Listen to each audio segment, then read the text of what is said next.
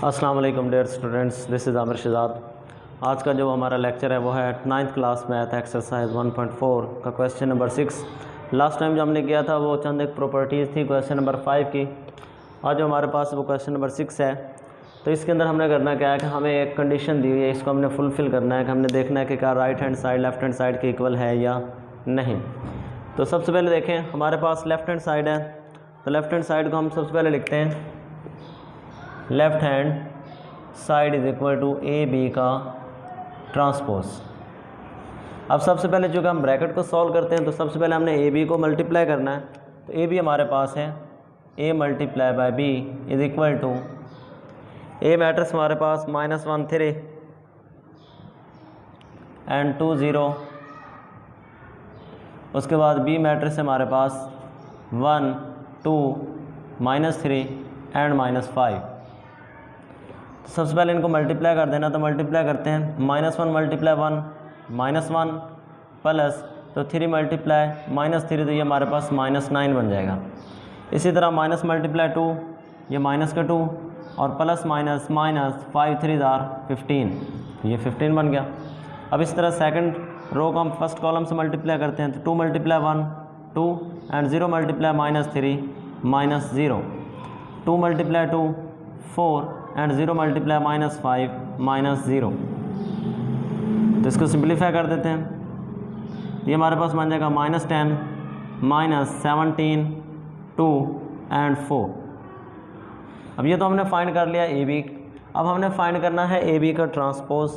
तो ए बी का transpose already आप सीख चुके हो कि ट्रांसपोज क्या होता है कि रोज़ को कॉलम में चेंज कर दें या फिर कॉलम को रोज़ में तब्दील कर दें, तो वो उसका ट्रांसपोज आ जाता है। और इसके ऊपर छोटा सा टी लगा देते हैं। तो इसके अंदर हम क्या करते हैं, इसकी ये जो नंबर ऑफ़ रोज़ है इसको कॉलम में चेंज कर देते हैं। तो -10 -17 2 4 है, तो इसको हम रो को कॉलम में चेंज कर देते हैं 2 एंड 4। तो ये हमारे पास लेफ़्ट हैंड साइड। अब इसी की राइट हैंड साइड को सॉल्व करते हैं। तो राइट हैंड साइड हमारे पास है, पहले है बी का ट्रांसपोज एंड देन ए का ट्रांसपोज। तो पहले हम बी का ट्रांसपोज निकाल लेते हैं। तो बी हमारे पास ऑलरेडी गिवन है, तो इसका जो ट्रांसपोज होगा तो वो बी का ट्रांसपोज इज़ इक्वल टू बन जाएगा, ये 1 2 है, तो ये हमारे पास कॉलम रो को कॉलम में चेंज कर देते हैं, -3 -5 देन -3 -5। इसी तरह ए का ट्रांसपोज भी निकाल लेते हैं पहले। अब ये हमारे पास -2 6 है, तो ये हमारे पास बन जाएगा -2 6 एंड 3 -9। अब हमने मल्टीप्लाई करना है, याद रखिएगा पहले हमें बी का ट्रांसपोज लिखना है और फिर ए का ट्रांसपोज। अगर इधर पहले बी है तो हमें मैट्रिक्स भी पहले बी का ट्रांसपोज वाला लिखना है। तो 1 -3 1 -3 2 -5 एंड मल्टीप्लाई बाय -2 3 एंड 6 -9।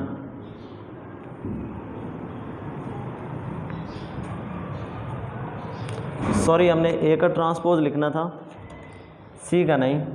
ये हमारे पास सी मैट्रिक्स है।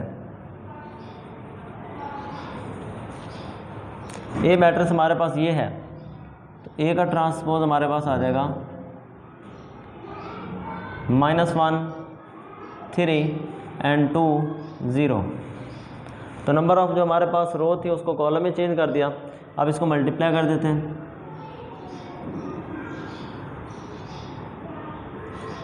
ये हमारे पास आएगा -1 2 3 0। तो -1 multiply by 1 multiply -1 and plus -3 multiply 3, तो ये माइनस का 9 बन जाएगा। इसी तरह 1 मल्टीप्लाई 2 2 एंड 3 मल्टीप्लाई 0 देन -0। इसी तरह 2 मल्टीप्लाई -1 -2 एंड 5 मल्टीप्लाई 3, तो ये माइनस का 15। इसी तरह 2 मल्टीप्लाई 2 4 एंड 5 मल्टीप्लाई 0 देन -0। तो फाइनल आंसर आ जाएगा इसका -10 2 -17 एंड 4। तो अगर आप लोग देखें तो -10 2 -17 4 -10 2 -17 4, तो ये हमारे पास left hand side right hand side के इक्वल है। तो इसका मतलब ये है कि ए बी का जो ट्रांसपोज होता है, अगर हम इसको विदाउट ट्रांसपोज सॉल्व करें, जिस तरह हमने कल वाले लेक्चर में सॉल्व किया था प्रीवियस लेक्चर में, कि उसमें हमने कम्यूटेटिव प्रॉपर्टी पढ़ी थी कि A multiply B is equal to B multiply A, तो वो हमारे पास इक्वल नहीं थे। लेकिन अगर हम इसका ट्रांसपोज ले लें और फिर कम्यूटेटिव प्रॉपर्टी को अप्लीकेबल करें तो ये उसके ऊपर एप्लीकेबल होती है। तो ये था हमारे पास फर्स्ट पार्ट क्वेश्चन नंबर 6 का। उसके बाद हमारे पास सेकंड पार्ट है, उसमें भी इसी तरह लेफ्ट हैंड साइड और राइट हैंड साइड को इक्वल प्रूफ करना है।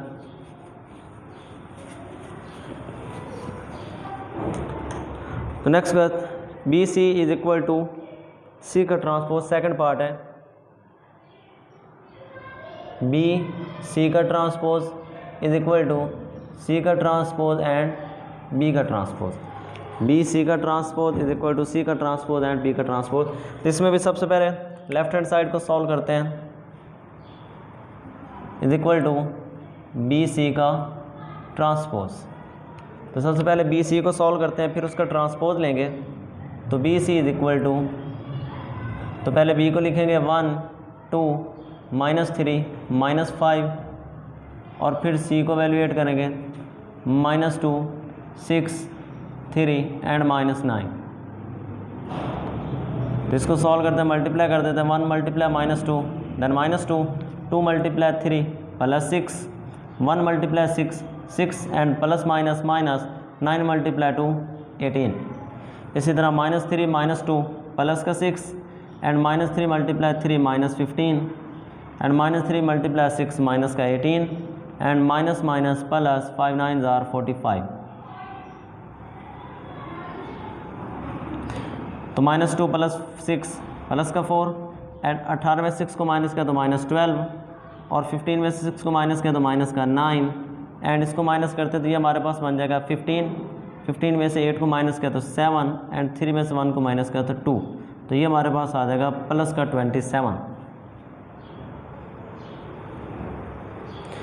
तो ये बात था हमारे पास बी सी। इसके बाद हमने निकालना है बी सी का ट्रांसपोज। तो इसका ट्रांसपोज निकाल लेते हैं। तो ये हमारे पास जो रो है वो कॉलम में चेंज आएगी, 4 -12 है तो ये 4 -12 रो में कॉलम में आ जाएगा। इसी तरह -9 एंड 27। उसके बाद हमारे पास है right hand side. Right hand side is equal to C का ट्रांसपोज एंड बी का ट्रांसपोज। तो इसके अंदर हमारे पास सबसे पहले सी का ट्रांसपोज निकालेंगे। तो सी ऑलरेडी लिखा हुआ है तो इसका ट्रांसपोज लिख लेते हैं। तो -2 6 तो ये बन जाएगा -2 6 3 -9 तो ये बन जाएगा 3 -9। रो को हमने कॉलम में चेंज कर दिया। इसी तरह बी का ट्रांसपोज, तो बी का ट्रांसपोज हमारे पास बन जाएगा 1 2 -3 -5 और इसको मल्टीप्लाई कर देते हैं, सी का ट्रांसपोज मल्टीप्लाई बाय बी का ट्रांसपोज। तो सी हमारे पास है -2 3 6 -9 मल्टीप्लाई बाय बी हमारे पास है 1 -3 2 -5। तो अब इनको मल्टीप्लाई कर देते हैं। तो -2 मल्टीप्लाई 1 -2 3 मल्टीप्लाई 2 ये प्लस का 6। इसी तरह -2 multiply -3 plus 6 and plus minus -3 5 are 15। 6 multiply 1 6 and -9 multiply 2 then -18। 6 multiply 3 -18 and minus minus plus 9 5 are 45। तो ये हमारे पास बच जाएगा +4, ये हमारे पास बाकी रह जाएगा -9, ये रह जाएगा -12 और ये हमारे पास बच जाएगा 27। तो ये इक्वल है सी का ट्रांसपोज एंड बी का ट्रांसपोज। तो हमने देखा कि हमारे पास बी सी का ट्रांसपोज जो है वो सी का ट्रांसपोज बी के ट्रांसपोज के इक्वल है। तो हम यहाँ पर लिख सकते हैं कि हैंस प्रूव दैट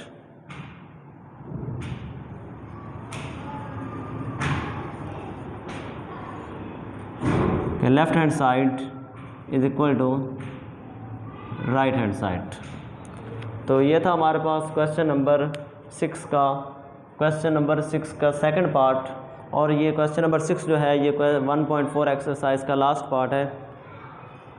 तो इसके बाद जो नेक्स्ट लेक्चर होगा हम उसमें नेक्स्ट एक्सरसाइज को स्टार्ट करेंगे। सबसे पहले उसके कंसेप्चुअली तौर पर हम सीखेंगे कि उसमें क्या क्या चीज़ें हैं, उसके बाद फिर एक्सरसाइज को स्टार्ट करेंगे और मैं बार बार ये कहता हूँ कि आप लोग ज़्यादा से ज़्यादा लेक्चर्स को सुना करें। जैसे जैसे तरतीब के साथ लेक्चर अपलोड हो रहे हैं इसी तरह इनको साथ साथ सुनते रहें, तो इंशाल्लाह आप लोगों की अच्छी प्रिपरेशन हो जाएगी।